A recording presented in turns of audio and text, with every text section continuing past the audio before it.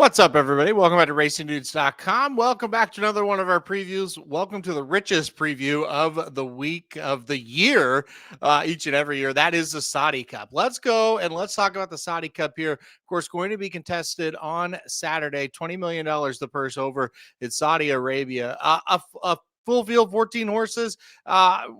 Gosh, I mean, it's going to be an incredible race with a heavy favorite, and we'll talk about him as we talk about all of them. So this is going to be fun. This is a race that, in some ways in a lot of ways, has kind of ruined the Pegasus World Cup here in the United States.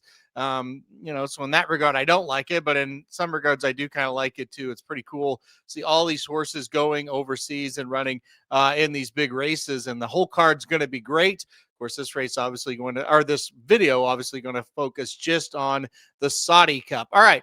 I'm going to put it up on the screen now, a little bit different how we'll display the entries because it is just kind of different how it's listed out. I'll do the preview a little bit different as well. I'll give you my top four at the end and who I think is going to win, who's second, third, and fourth. But I'll kind of skip over a few of them that they're not United States runners or runners that, maybe it's a little bit harder to research, or I just don't, even United States horses I don't really think have much of a chance.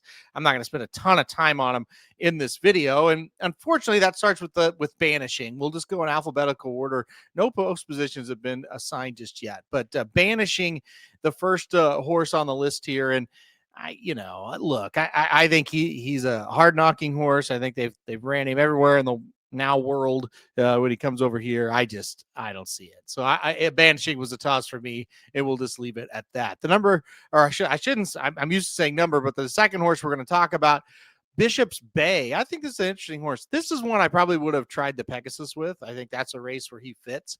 I'm not sure he fits here. I think this is a really tough contest. Of course, he's coming off a nice win in the Cigar Mile at Aqueduct. This is a much tougher spot. I also, I do think he can go a mile and an eighth, certainly a one-turn mile and an eighth, but you do kind of wonder, right? You're kind of like, man, I don't know, maybe a mile would be better for him. I just think he's in a little bit too tough here. So he's another one that I kind of just passed up. Let's go to Forever Young. That's obviously the horse everybody wants to talk about, coming off that Breeders' Cup Classic victory in his last start at Del Mar, where he looked fantastic. He's ran very well over this racetrack as well, as we know, last year and 2 years ago, of course, Saudi Cup winner and a race that I really don't think any of us will ever forget how good that race was last year here. And then 2 years ago, I think you look back at 2 years ago when he was able to win over here in the Saudi Derby. That was pretty incredible too, to run down Bookham Dano, who ended up being a really good one-turn horse, probably the best sprinter we have in this country. And he was able to run him down that day. And then, of course, last year in the Saudi Cup, just another incredible race. So he's a huge favorite for a reason. He's going to be really tough to beat. His Breeders' Cup Classic was sensational. This horse is 10 for 13 lifetime. His 3 losses were all third place efforts. He's earned $19 million. He's going to fly by that if he can win this one. So Forever Young going to be tough in this spot. Let's keep going though, and let's go to Hakit. Hakit is next. I did my best. I looked up a lot of stuff on him. I just don't think he's good enough. Watch the replays on him as well. I'm just going to take a pass on him. Look, I think it's good he's in the race. I would be pretty shocked if we see this horse in the winner's circle. Let's go now to Luxor Cafe, the next one on our list here. You might go, Luxor Cafe, I think I know that horse. Well, he ran 12th in the Kentucky Derby in 2025 last year, and came over here after taking the Japanese route to the Kentucky Derby. He's just kind of been hit or miss since. This seems like a really tough spot for him. I don't have a lot of interest in him in this spot here. I think he's going to be hard pressed to get the job done. Tough spot. Just not for me in this spot. Let's keep rolling on. here to the next horse. We'll talk about Mahali. Mahali, a horse coming off of a win right here. And I guess what you could, yeah, I mean, certainly, I think you would call it the local prep race for this when he gets the job done.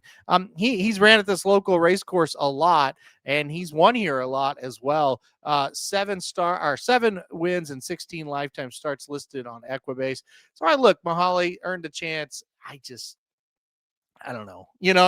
I think the problem is let's go back real quick. Mahali, Luxor Cafe, Hakit, Bishop's Bay, Banishing. God, they just don't match up with Forever Young. So you kind of go, I'm not sure on them, and just move on to the next one. The next one is Nevada Beach, and he's been running extremely well. This horse kind of burst onto the scene with a big win in the big prep race at Santa Anita, leading up to the Breeders' Cup, Classic. He did not run well in the Breeders' Cup Classic. He did come back to run pretty well, though, in a couple starts after that.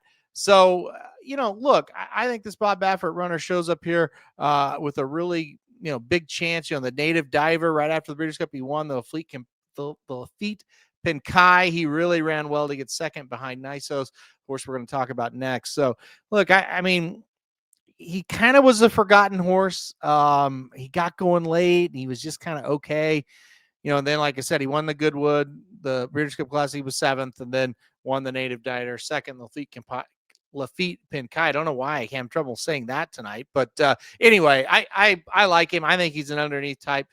Is he good enough to win this thing? That's where I'm not sure. The horse I think everybody is kind of just curious on is Nysos. Nysos, a horse that has just had a ton of trouble staying healthy, but my goodness, has he been good? 8 starts, 7 wins, 1 second. The one loss was in the Churchill Downs over a year layoff, a year and 3 months, and he was still able to get second. And it was a sloppy track, a wide trip. He almost got there, and that was one of the best fields of the entire year. All he did after that was rattle off 4 straight victories: the Triple Bend, the San Diego, the Breeders' Cup Dirt Mile, and then the Lafitte Pinkai over Nevada Beach. Got it that time.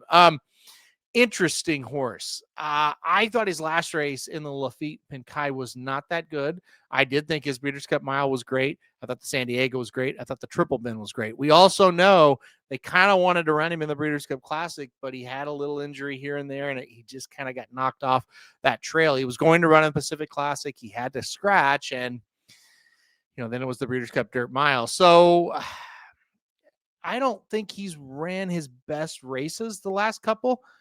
I think there's more to him, though. I think he's got it in him. I think he is squarely the one that can beat Forever Young in this field. A one turn, a mile and 1/8, I think will suit him pretty well. I'm pretty excited to see what he can do in this one. Rattle and Roll is next. We all know Rattle and Roll. I don't know, guys. I mean, we saw some big upsets. Not here. Well, we've seen big upsets here, just maybe not last year, but in the past, we've seen big upsets. We've seen big upsets in Dubai. Hit Show winning the Dubai World Cup last year is just kind of still a crazy thing to think about. I'm not in on Rattle and Roll here. I would be pretty surprised if he gets the job done in this spot. Star of Wonder, that's who we'll talk about next. Star of Wonder, another horse that's been running right here. Last 2 races came right here at this race course, and won them both. Won an allowance and then won a stakes race last time out. Pretty nice horse, and before coming to run here, Star of Wonder had been in the United States. Broke the maiden at Churchill Downs, won an allowance at Churchill Downs, won a couple allowances, or 1 allowance at Aqueduct, and was 3rd in the Pimlico Special. But like I said, before going over here late last year. Look, I like his experience over the track. I like that. He's been in this or in the United States before, where dirt racing usually is best. Obviously, Forever Young, best horse in the world on dirt, is from Japan, so it's not always the case, right? But usually we have the better dirt horses, and he was competitive in some lesser races. Look, I like the experience. I think that's going to make a little bit of a difference in this one. Let's go to Sunrise Zipengu, a horse that mostly running in Japan, and I don't know. I didn't see enough to take this one too seriously. I just kind of skipped over this one once I kind of looked at the resume, watched a couple of races, and racer 2, I should say. And just, I don't know. I was a little bit underwhelmed. I think he would be a pretty big upset for this one to get up and get the job done. All right, let's go to Thunder Squall next. Thunder Squall, another one that I don't know. I would be pretty surprised if this one got the job done as well. A horse that, has been running okay, I guess, at times, but yeah, just not for me in this spot, to be completely honest. The next horse, Tumbarumba, I think it is a cool story that Tumbarumba is here. Yeah, I don't think anybody, even in the United States, kind of thinks that Tumbarumba has much of a shot here. He's a hard trying horse. I like him. I think he's a nice horse. I just don't have a lot of hope for him here in this spot. And then finally, the last horse, and it is Amirat Alzaman. Amirat Alzaman, and this is one I don't have a lot of interest in either. This is not one for me. Not really one I'm looking to bet in this spot. All right.